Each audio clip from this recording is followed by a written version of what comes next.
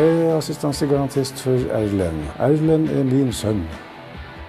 Slik at her er det jo en ordning hvor Erlend ikke bor hjemme. Erlend er voksen og flyttet ut. På vegne av Erlend så ansetter jeg hans personlige assistenter.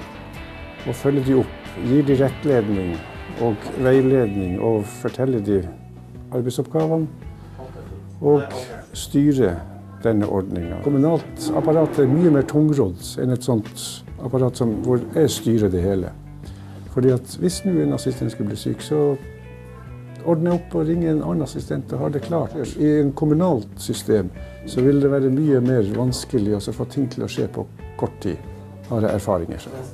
For Erlend er den utmerket fordi at han da kan styre sin hverdag. Hvis Erlend har lyst til et eller annet, så er det jo han som bestemmer og sier at nå skal vi gå hit og dit, og de må følge etter. Og da kan Erlend leve et nokså tilnærmet fritt liv, sånn som han selv ønsker. Vår hverdag, vi som foreldre, det er blitt en helt annet, fordi at vi trenger ikke å være på vakt og følge med hele tiden. Vi vet at han har det greit sammen med assistentene.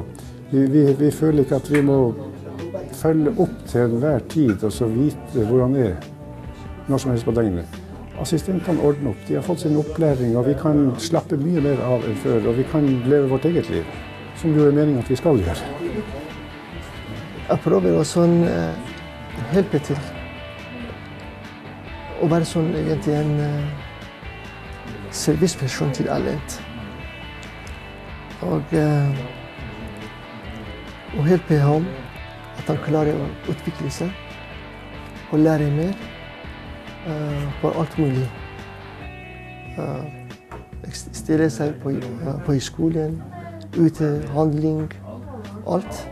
Sånn, det er min oppgave egentlig, for å hjelpe ham.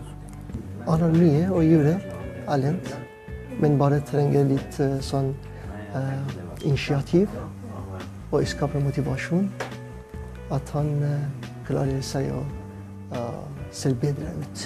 Ja, Erlend har behov av flere assistenter, fordi hans situasjon søker at han trenger med flere, fordi på noen områder er det litt vanskelig for Erlend å klare seg selv alene. Han trenger hele dagen og rundt seg assistenter. Ja. Det gjør jeg. Det er ikke problem